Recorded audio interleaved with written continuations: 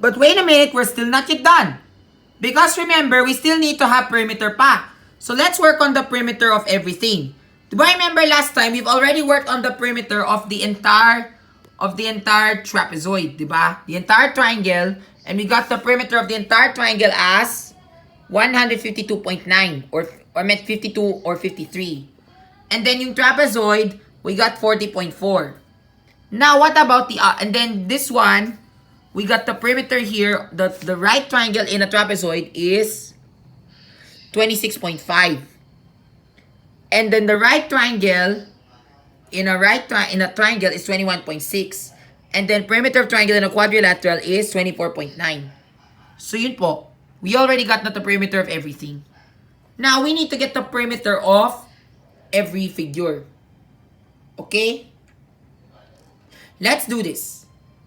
So, to get the perimeter of everything, let's start off with the trapezoid. Let's start off with the big triangle muna.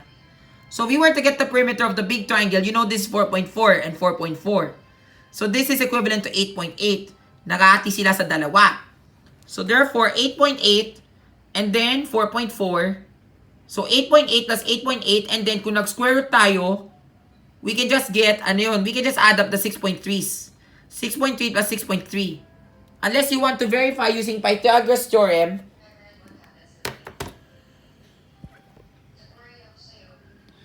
this would be, 8.8 times the square root of 2. So, tama, it's 12.44.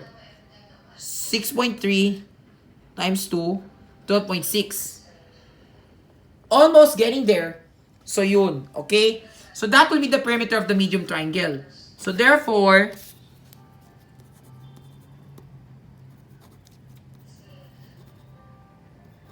mid triangle is, 12.6.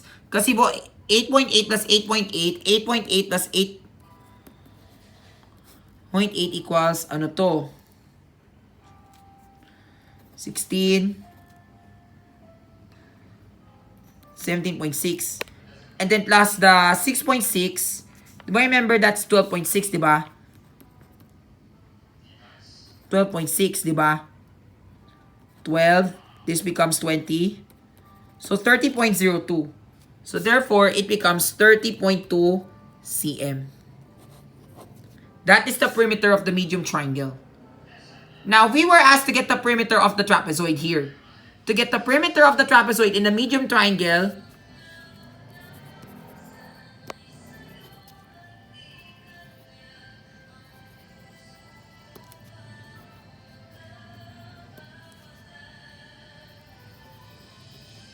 ganito yun. 4.4 plus 6.3. So, 6.3 plus, remember, 4.4 plus 4.4 is 8.8. Kung alin yung duplicate, you can group that. That's 8.8. And then 8.8 times 2 is, you get 17.6. So, 17.6 plus 6.3. This becomes 9. 17 plus 6 equals 23. So, 23.9 cm.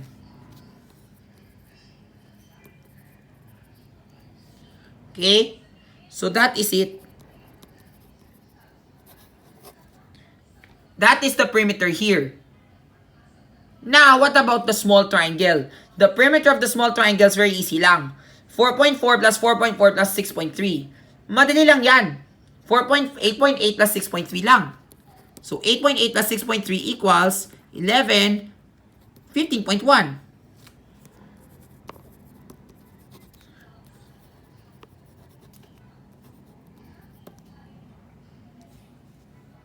10.3, di ba? 15.1. Yan. Okay? So that's our answer. But wait, we're already done some for the perimeter and area of everything, right? That was quick. Salamat sa Panginoon. But wait, don't forget we still have this, ha? You remember this right triangle that I told you about? You're also asked to solve for the perimeter and the area. So, to solve for the perimeter, madali lang yan. We already got na the measures. So, 6.3 times 2 equals 12.6. And 12.6 plus 8.9, 15. And then, this becomes 11, 21.5.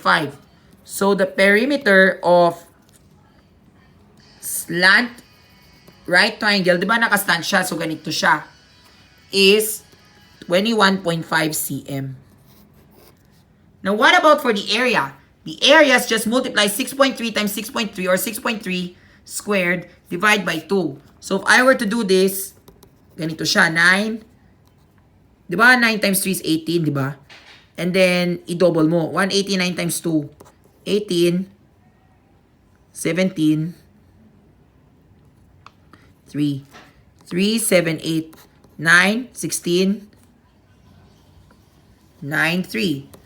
39.69. Then we divide by 2. 19 to 38. 16 to 8. 8 times 2, 16. 90 to 45. So therefore, the area of this triangle, area of slant 8 is, ano yung kinuha namin? Where's the answer na talaga? Di ba remember nag-divide tayo? 19.845 square cm. Phew! That's it! Dami tayo nag-solve. Marami tayo mag-solve dito, ha?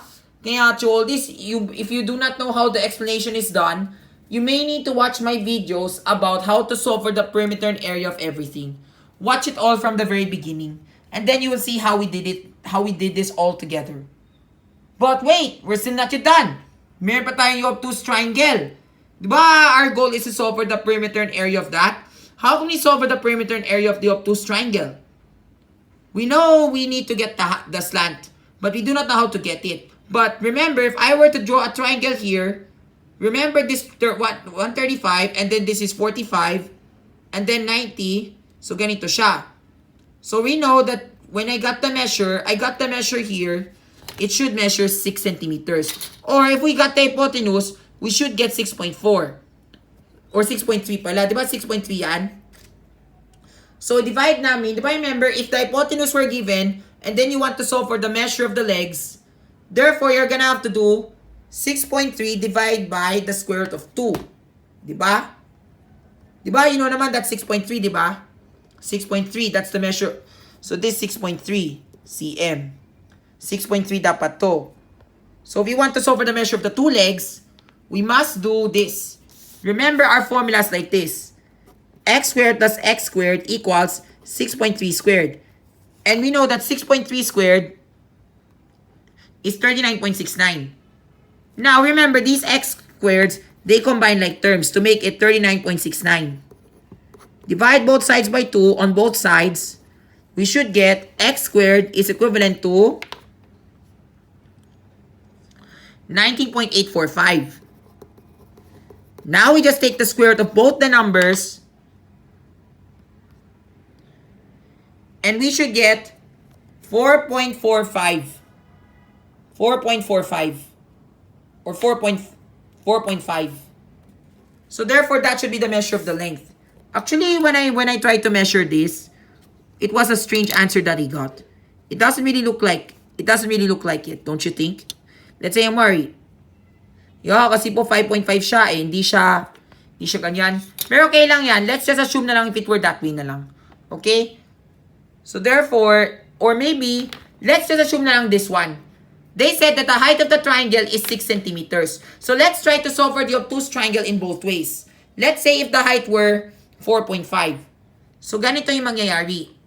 So, or wait. Do I remember we still need to solve for the hypotenuse? That's why we need to get the accurate measure. So if the height were 6 centimeters, we need to make this a right triangle muna. And then 8, do I remember kung 4.5 to, therefore this is 4.5. So therefore this 13.5, diba 12.5 pala kasi po ganito yun. 8 plus 4.5 is 12.5. Then you square it plus 4.5 squared. We should get this answer. Then take the square root of this number.